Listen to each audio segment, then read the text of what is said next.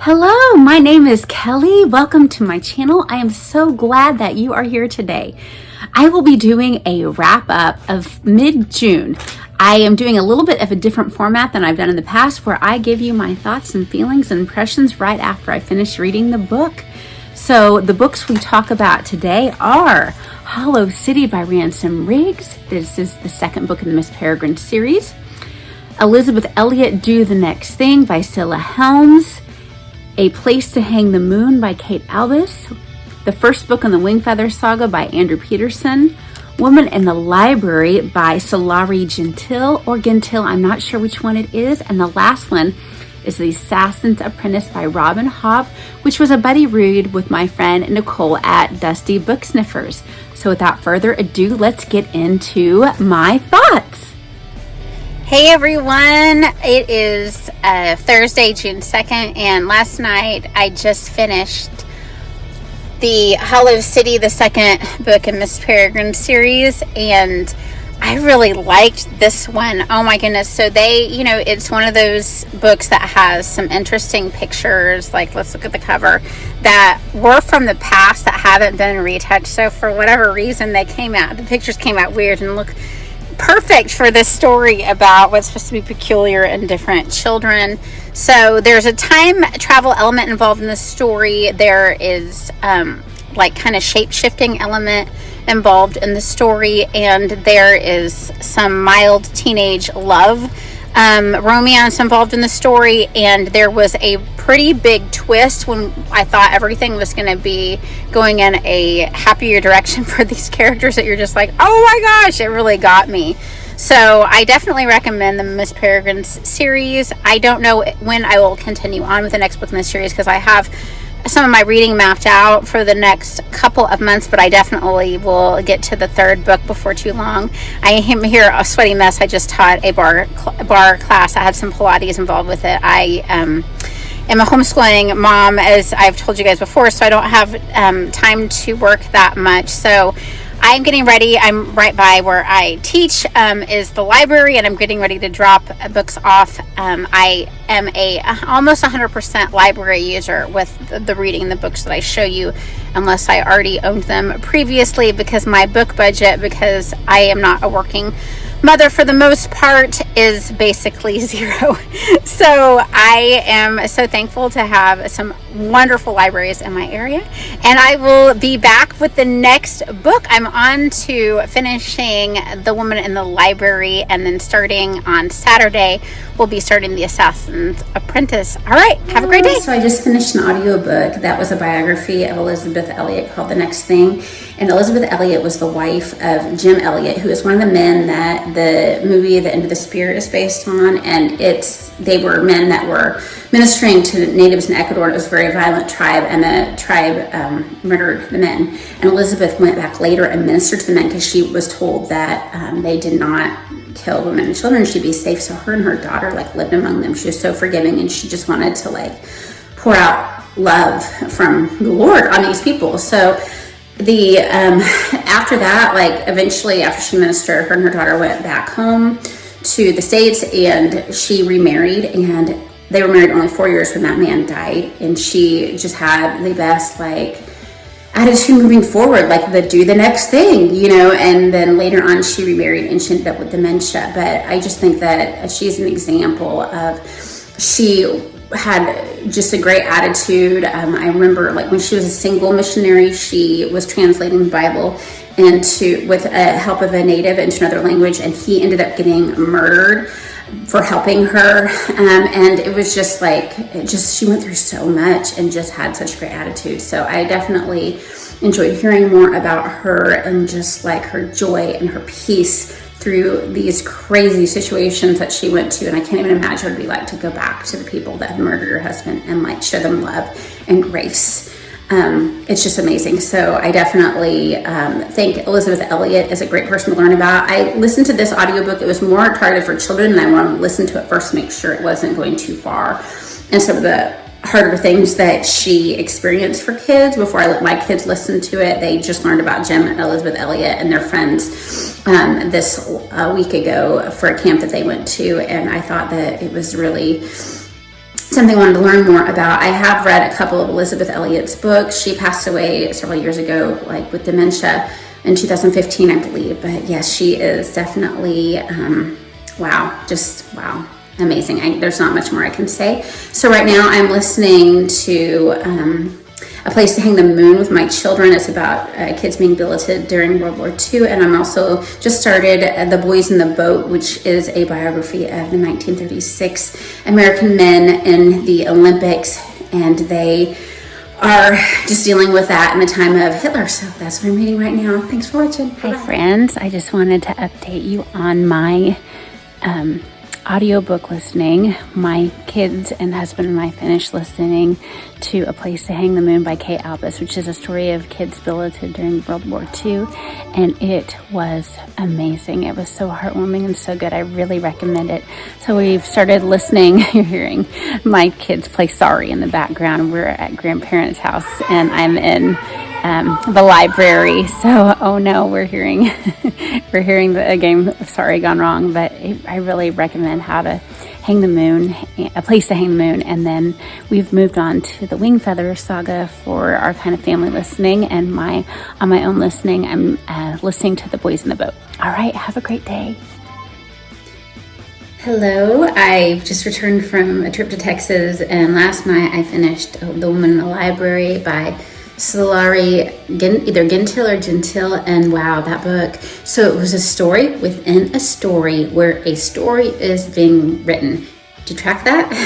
Anyway, so we know from emails that are being sent that a lot of the mystery is to us a fictitious mystery, but there's still, the stakes are very high. The author of the fictitious story within the story is Australian, and there's several different things in there that I was like, I wonder if these are things that are true about living in Australia. Like there was something that the author within the story was saying about that Australians don't talk and smile at the same time, and so if they are, you can tell they're lying. And that didn't seem to ring true from what I may have seen before, but I don't know. I'm interested to see what my friend Nicole Dusty's Book Sniffers would think about that statement. But the author of the actual real book, do you see how tangled this is getting, is actually Australian in real life. So it's in the beginning of the story, like these strangers are sitting in the reading room of Boston Public Library. They hear a scream. It makes them all talk. They wonder what happened. They become friends, and then come to find out someone's been murdered. And things lead us to believe that it was somebody that was in the room that did the murdering. It was a very well done story, I think. This was an arc. It comes out June 7th. So by the time you see this, it will have already come out, and I'm glad that I read it. Not a whole lot of smut. There were some F-bombs thrown around in there, but few and far between. Definitely one of the reasons I stay away from thrillers sometimes is they're not quite as clean as I want for my reading, and this wasn't terrible. Anyway, I thought it was really well done. Author was a great author, someone to watch for sure. All right, I hope you guys are having a good day. Bye-bye. Hello, it is the afternoon of June 9th, and I have come to my bedroom for a minute to have a minute of peace and quiet. I've been helping out with Vacation Bible School this week, which has given me, in addition to meeting some wonderful children, the opportunity to drive back and forth 25 minutes every day. So the kids and I have been listening to more of the Wingfeather saga. We absolutely loved it. We finished it today. It is a story about three siblings and their grandfather and their mother, and how they are trying to the kids are trying to figure out what is going on. They know they have a family history, and they know that their mother and grandfather are hiding some jewels from a faraway land, and there's three kids, two boys and a girl, just like in the last story we read, A Place to Hang the Moon. And it's been kind of fun to have a two boys and a girl story 2 times in a row, because I have 2 boys and a girl, although in all these stories the girl's been the youngest, and we have it reversed. Our daughter is the oldest. But it's been really nice. And gosh, I have heard that there's a lot of world building in this book. I love world building. So there's footnotes that are really cute in it, but I can understand if you don't like a lot of world building, it may be a little bit too much. I really enjoyed the ending of this book and how they explained the jewels that they are hiding, and what I love how they set up the next part of the story for the next book. And it was just a really good, just wholesome middle grade fantasy. They're trying to escape from the Fangs of Dang, which is such a hilarious name for the bad guys. They're like lizard human hybrids. So I'll look forward to starting tomorrow on the way to Vacation Bible School, the last day of it, the next one. So I hope you guys are having a great day. I'll talk to you later.